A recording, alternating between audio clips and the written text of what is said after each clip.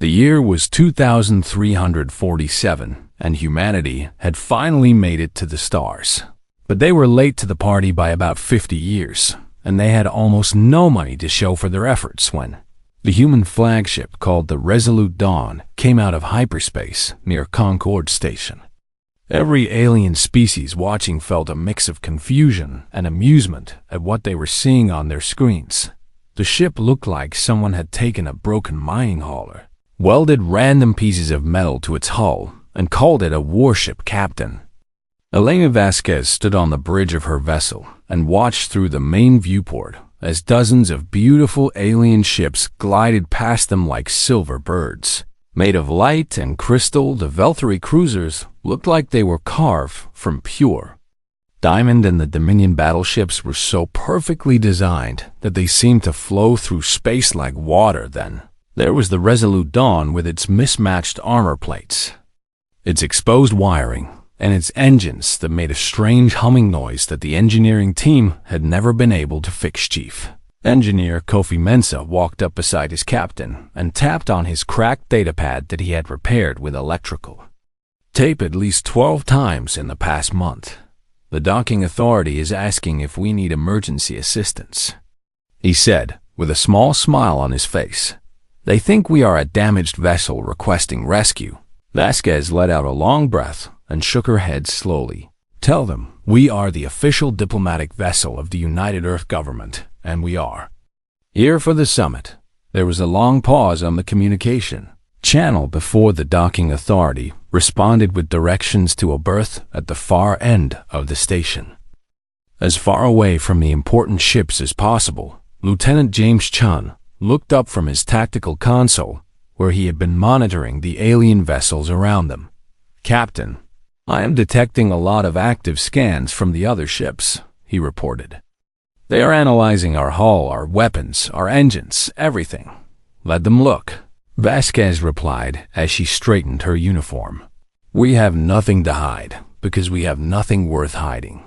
The Resolute Dawn limped into its assigned berth, and the crew prepared for the diplomatic summit that would decide if humanity would be allowed to join the galactic community.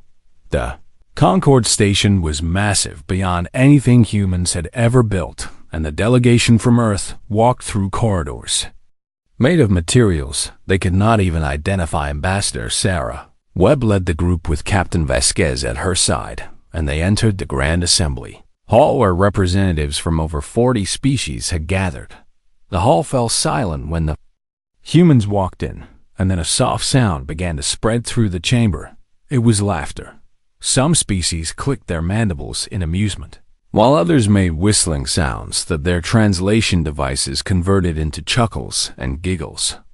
Tall creature with blue scales and 4 arms stepped forward from the center of the chamber, and the humans recognized him from their briefing files as High Commander Zorvan of the Rethkari Dominion. Dominion was the most powerful empire in this region of space, and they had conquered 12 other species over their 6,000-year history. Zorvan looked down at the human delegation with eyes that held no warmth at all. So these are the humans, he said in a voice that echoed through the hall. The species that took 200 years just to reach their nearest star. He waved one of his 4 hands, and a holographic image appeared in the center of the room. It was the Resolute Dawn. Every flaw was highlighted in bright red markers, and the display zoomed in on welded seams, on patched hull breaches, on weapons that the computer identified as being 3 generations out of date. This is their flagship, Zorvan announced to the assembled delegates. This is the best that humanity has to offer the galactic community. More laughter filled the hall, and Ambassador Webb kept her face calm, even though her hands were shaking slightly at her sides. The Council should reject their application for trade routes and diplomatic status, Zorvan continued. They are not yet civilized enough to sit among us, and their presence here is an insult to the great powers of this sector. A Valkyrie delegate spoke up from across the chamber. I agree with the High Commander, she said. Perhaps in another century or 2, humanity will have something worthwhile to contribute. But for now, they are simply not ready. Captain Vasquez watched all of this in silence, and she memorized every face that laughed and every voice that mocked. Her people Ambassador Webb stepped forward and raised her chin. "We did not come here to be judged by the quality of our ships," she said in a steady voice. "We came here to offer friendship and cooperation to any species willing to accept it."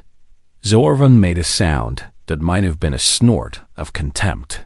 "Friendship from a species that cannot even build a proper warship is worth nothing," he replied. "What could humans possibly offer the Dominion or any other power in this sector?" Webb opened her mouth to respond, but Zorvan had already turned away, and the other delegates were filing out of the chamber, still making sounds of amusement as they went. The summit was over before it had even begun. That night the human delegation sat in their quarters aboard the Resolute. Dawn and the mood was heavy with disappointment and anger. "They did not even give us a chance to speak," Lieutenant Chun said as he paced back and forth across the small room. Engineer Mensa was working on a broken console in the corner, and he did not look up as he spoke. "They see our ship, and they think they know everything about us," he said. "They do not understand that this ship is not a sign of weakness."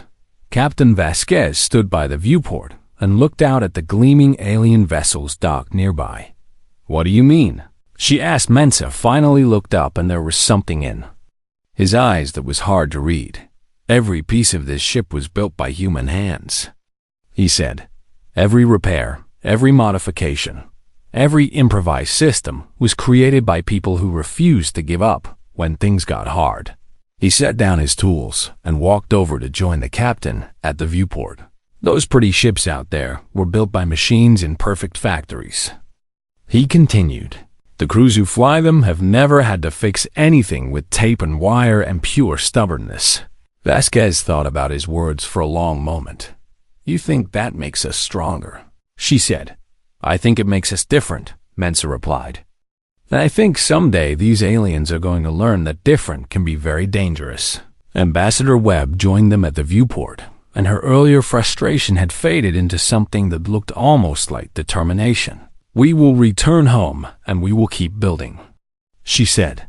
"We will keep improving, and we will come back when we are ready." Vasquez shook her head slowly. "No," she said. "We will not wait for them to accept us, and we will not change ourselves to meet their standards." She turned to face her crew. With fire burning in her eyes, "We will show them exactly what humans can do with scrap metal and determination. And when they finally understand what we are capable of, they will never laugh at us again." The Resolute Dawn departed Concord Station the next morning, and the alien delegates did not even notice them leave. They would notice soon enough. 3 months had passed since the humiliation at Concord Station, and the Resolute Dawn was patrolling the outer edges of human space when the distress signal came through. Lieutenant Chun was the first to detect it, and his face went pale as he read the information on his screen. "Captain, I am picking up an emergency broadcast from HFY 4, he reported. "It is a Dominion colony world, and they are under attack."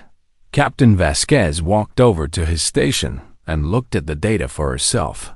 The Hollow Syndicate had arrived at HFY 4 with 12 destroyer-class warships, and they had formed a blockade around the planet, cutting off all escape routes and demanding surrender. The Syndicate was a criminal organization that operated in the lawless regions between empires, and they were known for raiding colonies and selling the survivors as slaves. "How far away is the Dominion fleet?" Vasquez asked. Chun checked his readings and shook his head. 6 days at maximum speed, he answered. "The colony will not survive that long." Engineer Mensa looked up from his console with a question in his eyes. "And how far away are we?" he asked, even though he already knew the answer. 6 hours. Vasquez replied. The bridge fell silent as everyone understood what the captain was thinking. This was not their fight, and the Dominion had made it very clear that they wanted nothing to do with humanity. The people on HFY 4 were the same species that had laughed at them and called them uncivilized, but there were also children on that planet and families who had done nothing wrong except be born on the wrong world at the wrong time. Vasquez made her decision, set a course for Cephas 4. She ordered, "Maximum speed." Chun turned in his chair with a worried expression. "Captain, their smallest ship has more firepower than we do," he said. "We cannot win a straight fight against 12 destroyers." Mensa was already pulling up schematics on his datapad, and a strange smile was spreading across his face. "Then we will not fight straight," he said. "Captain, I have an idea, but you are not going to like it." Vasquez looked at her chief engineer and saw the mad gleam in his eyes that always appeared when he was about to suggest something crazy. "Tell me," she said. The Resolute Dawn dropped out of hyperspace at the edge of the Cephas system and immediately began venting atmosphere from its port side. To any observer, it would look like the ship had suffered a catastrophic malfunction during the jump and was now drifting helplessly toward the asteroid belt that ringed the outer system. Syndicate commander saw the human vessel on his sensors and laughed at the pathetic sight. "What is that piece of garbage?" He asked his bridge crew. One of his officers checked the database and found a match. "It appears to be a human ship," the officer reported. "They are new to this sector, and they have no military strength to speak of." The commander considered his options for a moment. Leaving a witness alive was bad for business, and this crippled ship would be easy prey. "Send 3 destroyers to finish them off," he ordered. "Tell them to make it quick because we have a colony to conquer." 3 Syndicate destroyers broke formation and headed toward the asteroid belt where the Resolute Dawn was still drifting and leaking atmosphere. What they did not know was that the Resolute Dawn had stopped venting 10 minutes ago and was now running completely silent with all systems powered down to minimum. What they also did not know was that engineer Mensa had spent the last 4 hours seeding the asteroid, the belt, with 40 tons of mining explosives that he had rigged with proximity sensors. The first destroyer entered the asteroid field and immediately detected something strange on its sensors before the crew could identify what they were seeing. The ship vanished in a ball of fire as 6 mining charges detonated against its hull simultaneously. Second destroyer tried to reverse course, but it was already too deep in the field, and the explosives found it as well, tearing through its shields like they were made of paper. The third destroyer managed to avoid the mines, but it could not avoid the cargo pod that came hurtling out of the darkness at incredible speed. Mensa had converted the Resolute Dawn's emergency launch system into a makeshift mass driver, and the cargo pod was filled with industrial drilling equipment that weighed several tons. The was a makeshift mass driver, and the cargo pod was filled with industrial drilling equipment that weighed several tons. The wood pod punched through the destroyer's engine core, and the ship went dark, spinning helplessly into an asteroid where it broke apart on impact. The Syndicate commander watched in disbelief as 3 of his ships disappeared from his tactical display in less than 2 minutes. "What is happening out there?" he demanded. No one could give him an answer. He ordered the remaining 9 destroyers to break formation and hunt down the human ship that had somehow just killed a quarter of his fleet. This was exactly what Vasquez had been hoping for. Resolute Dawn was not built for open combat, but it was small and it was fast, and its crew knew how to hide for the next 18 hours. The human ship played a deadly game with the Syndicate hunters, using the asteroid field's magnetic interference to mask their engine signature and striking from the shadows whenever an enemy ship got too close. They would fire a torpedo from one direction and then disappear, only to pop up somewhere else entirely and hit another ship with a railgun burst before vanishing again. The Syndicate crews grew more and more frustrated, and their formation became sloppy as they chased ghosts through the rocks. One by one, the destroyers fell. Some were lured into ambush, where more improvised mines waited for them. Others were disabled by precision strikes that targeted their sensor arrays. leaving them blind and helpless. Two of them actually destroyed each other when they fired at what they thought was the human ship, but was actually a decoy made from a broken satellite covered in reflective material when the Dominion fleet finally arrived 6 days later. They found a debris field where 12 Syndicate destroyers had once been and a single battered human ship floating in the middle of it all. High Commander Zorvan stood on the bridge of his flagship and stared at the scene before him. "This is impossible," he said quietly. Captain Vasquez appeared on his view screen, and she looked exhausted with burns on her uniform and her arm wrapped in a makeshift bandage. "High Commander," she said with a small nod of acknowledgement circled to find words. "You had one ship." He finally managed. One outdated, poorly equipped ship against 12 modern destroyers. Vasquez shrugged with her good shoulder. "We had what we needed," she replied simply. "How?" Zorvan demanded. "How did you do this?" The human captain looked at him with tired eyes that held no fear and no pride. Only a quiet certainty that he found deeply unsettling. "You called our ship scrap," she said. "But scrap is just raw material waiting for the right hands to shape it into something useful." She gestured at the debris floating around them. Those Syndicate crews had better weapons and better ships, but they did not know how to adapt. She continued. They followed their training and their procedures, and when those stopped working, they did not know what to do.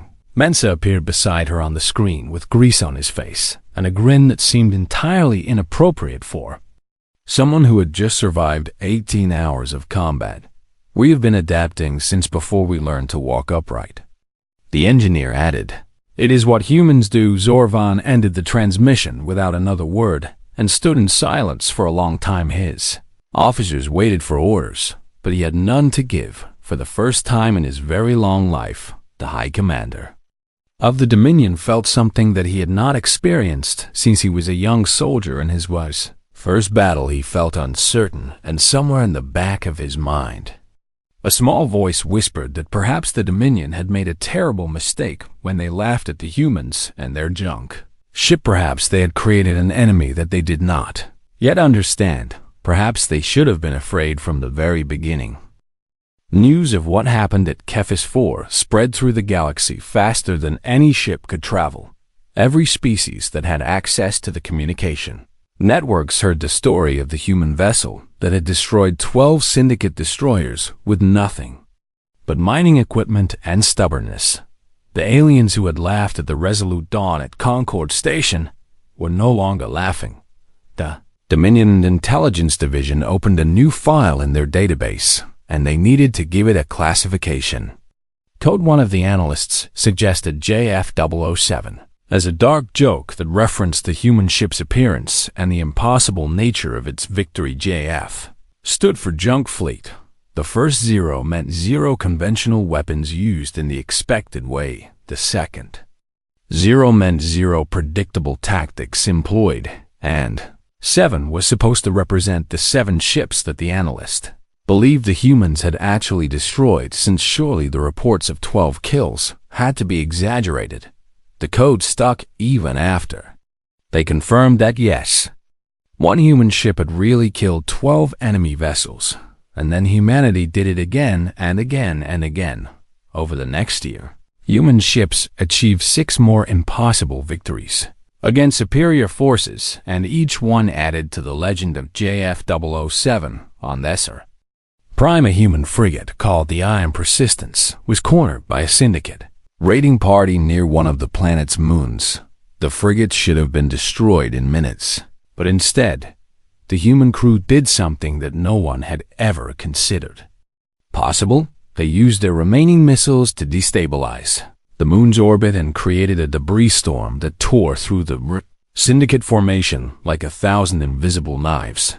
The Syndicate lost 8 ships, and the Iron Persistence escaped with minor damage at the Void Straits. 3 human corvettes were being chased by a Syndicate dreadnought that outmassed them by a factor of 50. The Vaish corvettes fled into the atmosphere of a gas giant, and the dreadnought followed, confident that its superior shields would protect it from the pressure.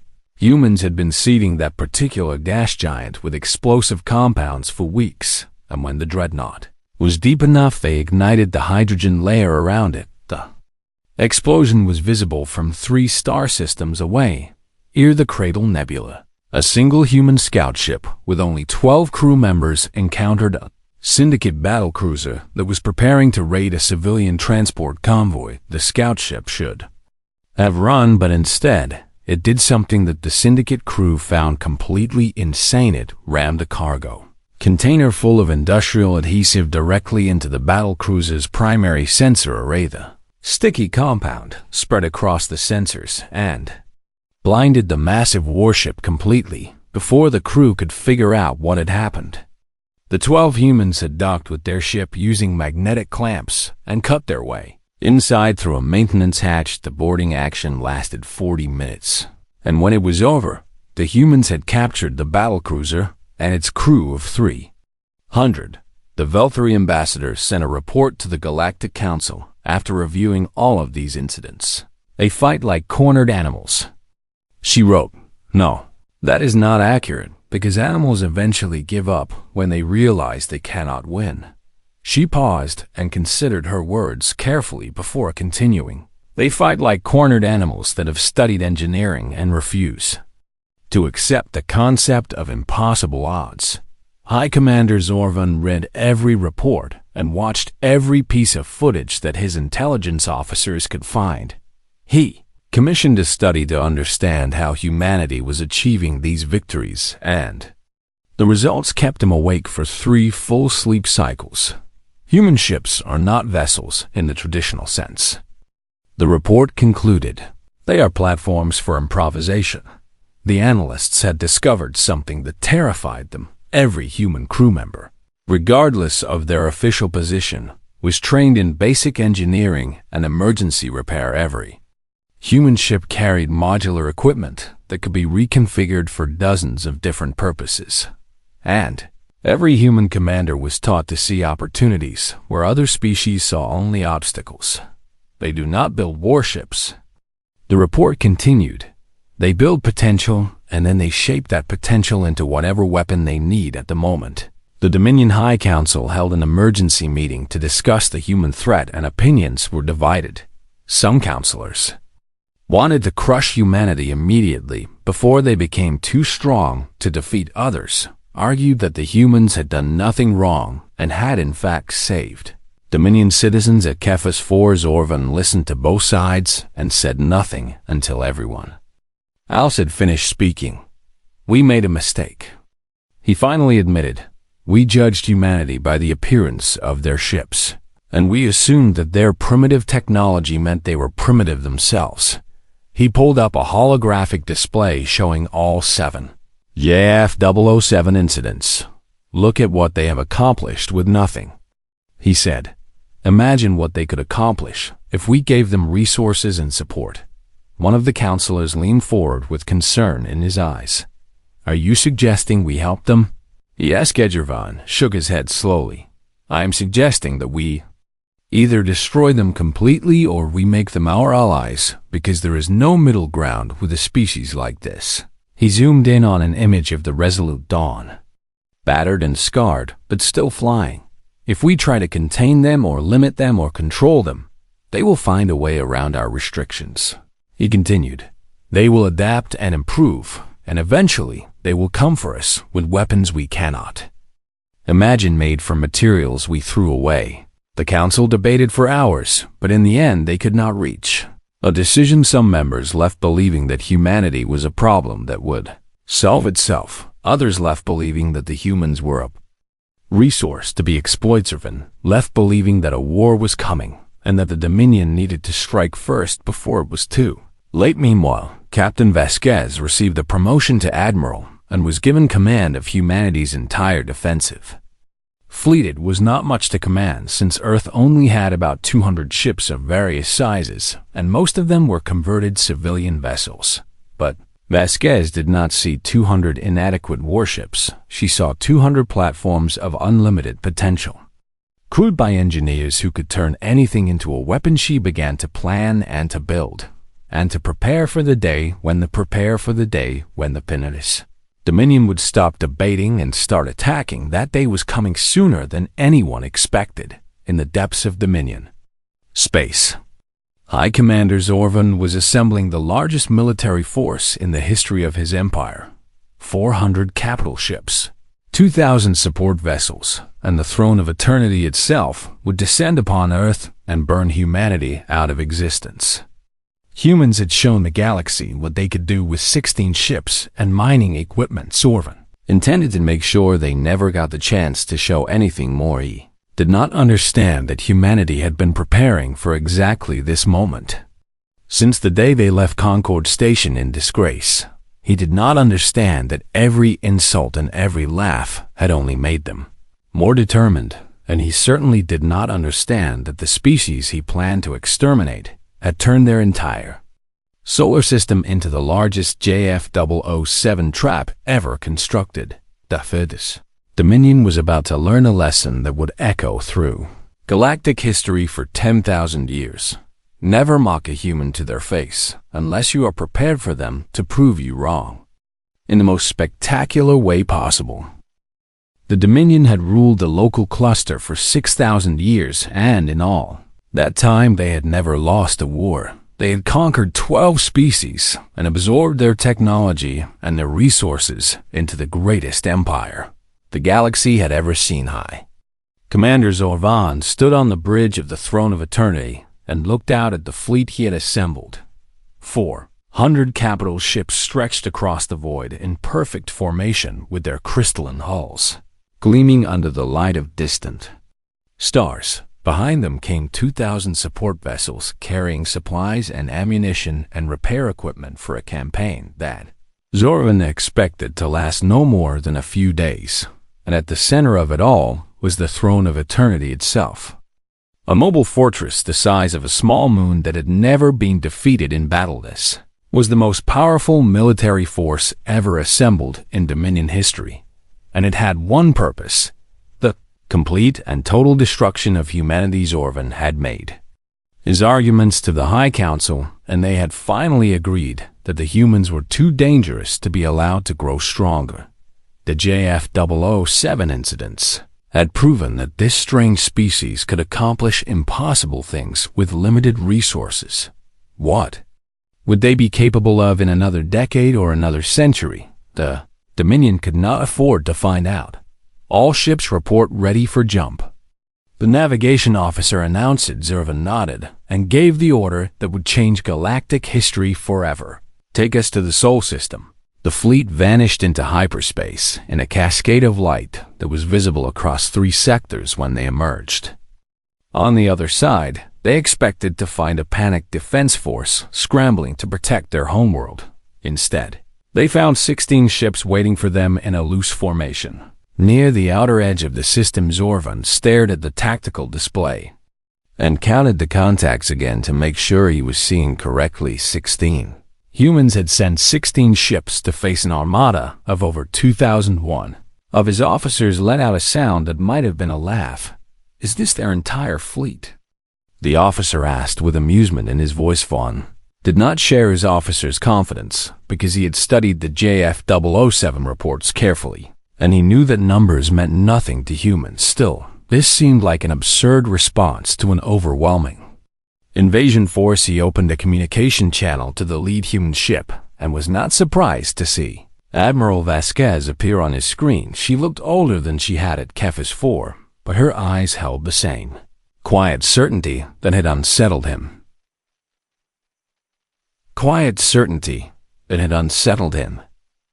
You can too. So much during their first conversation, Admiral Vasquez. Zorvan said with a slight nod of acknowledgement. I recognize your ship. He glanced at the tactical data showing the Resolute Dawn at the head of the human formation. It appears you have made some improvements since we last met, but I am afraid they will not save you today. Vasquez did not react to his words, and her expression remained calm. High Commander, I am going to offer you something that no human commander has ever offered an enemy. She said. Zorvan raised one of his eyebrows in curiosity. "And what would that be?" he asked. "A chance to retreat," Vasquez replied simply. "The bridge of the throne." Of Eternity fell silent for a moment, and then erupted in laughter. Even Zorvan allowed himself a small smile at the absurdity of the human's offer. "You have 16 ships," he said when the laughter had died down. "I have thousands." "You have thousands of ships," Vasquez agreed. "We have 16 crews who have spent the last year preparing for exactly this moment." She leaned forward slightly, and her eyes seemed to bore into Zorvan through the screen. "Every ship you see is a JF-007 vessel." She continued, "Every crew member is an engineer, and every one of them has been trained to turn your technology against you." Zorvan felt a small flicker of uncertainty, but he pushed it aside. Even the most creative humans could not overcome these odds. "And what exactly do you think 16 ships can do against my Armada?" he asked. Vasquez smiled, and it was not a pleasant expression. "For the last 72 hours, we have been seeding this system with everything we have built over the past year," she said. "Every asteroid, every moon, every piece of debris floating between here and Earth has been modified and weaponized." She gestured at the space around them. "You are not invading our home, Commander," she said. "You have walked into our workshop." Zorvan studied her face and tried to determine if she was bluffing. Everything he knew about humans suggested that they were capable of exactly what she was describing. But surely, even they could not have transformed an entire star system into a weapon, could they? He made his decision and straightened his posture. "A valiant bluff, Admiral," he said. "But I have not come this far to be frightened by words." He turned to his tactical officer. "Order the fleet to advance," he commanded. "Destroy everything between us and Earth." The communication channel closed, and Admiral Vasquez watched the Dominion fleet begin to move forward in perfect formation. Lieutenant Chun looked at her from his station with concern on his face. "They did not believe you," he said. Vasquez shook her head. "I did not expect them to," she replied, "but I had to give them the chance." She pressed a button on her command chair and spoke to the entire human fleet. "All ships, this is Admiral Vasquez," she announced. "The enemy has chosen to advance despite our warning." She paused and looked at the tactical display, showing over 2,000 hostile contacts moving toward them. "Execute protocol JF-007," she ordered. "Show them what humanity can do when our backs are against the wall." Engineer Mensa's voice came through the communication system from his position in the engine room. "Admiral, I just want to say that it has been an honor serving with you," he said. Vasquez smiled. "Save the speeches for after we win." "Chief," she replied, "we have work to do." The 16 human ships began to move, not toward the enemy, but away from them, drawing the Dominion fleet deeper into the Sol system, deeper into the trap that humanity had spent a year building, deeper into the workshop where junk became weapons and impossible became ordinary. High Commander Zorvan watched the human ships flee and felt a surge of satisfaction. This was going to be easier than he had expected. He had no idea how wrong he was. The first wave of Dominion ships crossed the outer boundary of the Sol system and immediately ceased to exist. The humans had spent months modifying Saturn's rings, fitting thousands of ice chunks and rock fragments with simple thrusters and proximity sensors. When the Dominion Vanguard entered range, these chunks accelerated from multiple directions and slammed into the crystalline hulls at speeds that made energy shields completely useless. Kinetic weapons were primitive technology that the Dominion had stopped preparing for centuries ago. That was a mistake. 23 capital ships were destroyed in the first 30 seconds of the battle, and the debris from their deaths became additional projectiles that damaged the ships behind them. High Commander Zorvan watched his tactical display light up with destruction markers and felt his confidence crack for the first time. Titan formation. He ordered, "Activate point defense systems and push through." The fleet adapted and began shooting down the incoming projectiles. But for every chunk they destroyed, 3 more seemed to take its place. They pushed forward anyway because the Dominion did not retreat, and Zorvan would not be the first commander in 6,000 years to turn back from a battle. They reached Jupiter's orbit, and the gas giant exploded not the entire planet but massive pockets of hydrogen that human ships had been seeding with catalyst compounds for months. The chain reaction created a wall of fire that stretched across millions of kilometers and lasted for hours. Ships that tried to fly through were incinerated, and ships that tried to go around found themselves channeled into narrow corridors where more traps waited. By the time the Dominion fleet cleared Jupiter, they had lost over 400 vessels, and their perfect formation had become a chaotic mess. Zorvan stared at his tactical display and saw something that made his blood run cold. The asteroid belt between Mars and Jupiter had been transformed. Every rock larger than a shuttle had been fitted with weapons or sensors or engines, or all 3 mining drones that should have been digging for or were now hunting warships with cutting lasers that sliced through armor-plating. Cargo containers filled with scrap metal became improvised missiles that detonated against engine cores and scattered throughout the belt were gravity traps made from salvaged jump drives that folded unfortunate ships into themselves when they got too close. The Dominion fleet entered the belt as 2,000 strong. They exited with barely 600 ships remaining. Zorvan's hands were shaking as he gave the order to continue forward, because turning back now would mean admitting that the humans had won. They reached Mars orbit, and that was when the real human fleet revealed itself. Not 16 ships, 1,600. They emerged from behind Mars and from inside hollowed-out asteroids and from hidden bases on the moons of Jupiter that no one had known existed. Every station and every colony and every mining operation in human space had been contributing parts for this moment. The ships were ugly and brutal, with visible welds and mismatched plating and weapons that looked like they had been assembled from spare parts. Because they had been. Admiral Vasquez's voice echoed across every frequency in the system. "High Commander Zorvan, you mocked our ships and called them scrap and junk and garbage." The human fleet began to move, and they did not form neat lines or perfect formations. They swarmed. Each ship found its own angle and its own target and its own creative solution to the problem of destroying something larger and more powerful than itself. "You were right about our ships," Vasquez continued. "They are exactly what you said they are." The Resolute Dawn led the charge with its patchwork hull scarred by a dozen battles and its engines screaming with effort. "But here is what you never understood about humans," she said. "We're scrap too." The two fleets collided and the battle became Chaos Dominion. Ships tried to maintain formation and follow tactical doctrines that had worked for 6,000 years. Human ships ignored every rule of warfare and did whatever seemed likely to work in the momenta. Human corvette rammed its entire cargo hold into a Dominion cruiser's bridge and then detonated the mining explosives it had been carrying at Dominion. Converted freighter used its tractor beam to swing the destroyed Dominion ship into an active one like a giant club.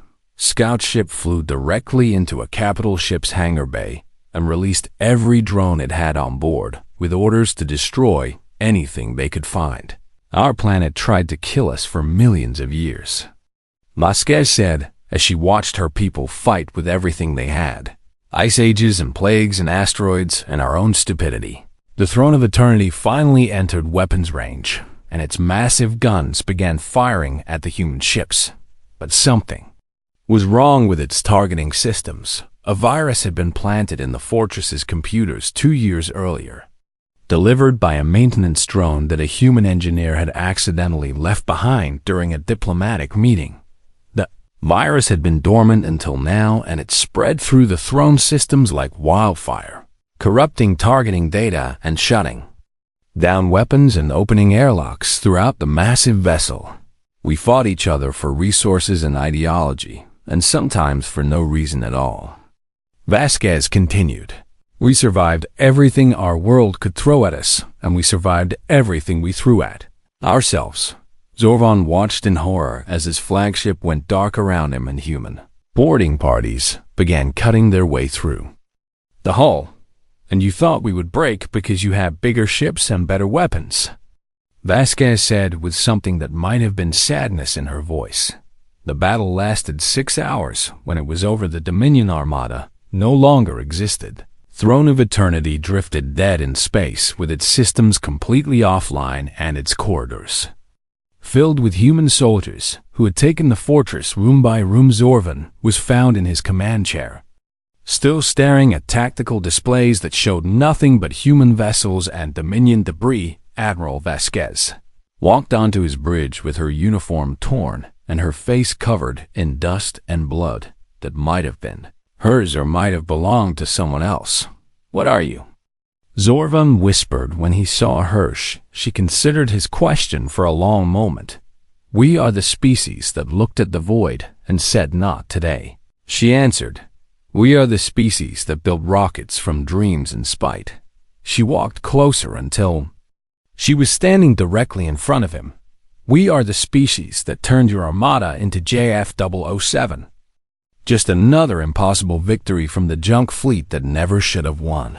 She leaned in close enough that he could see the exhaustion in her eyes and the determination that burned behind it.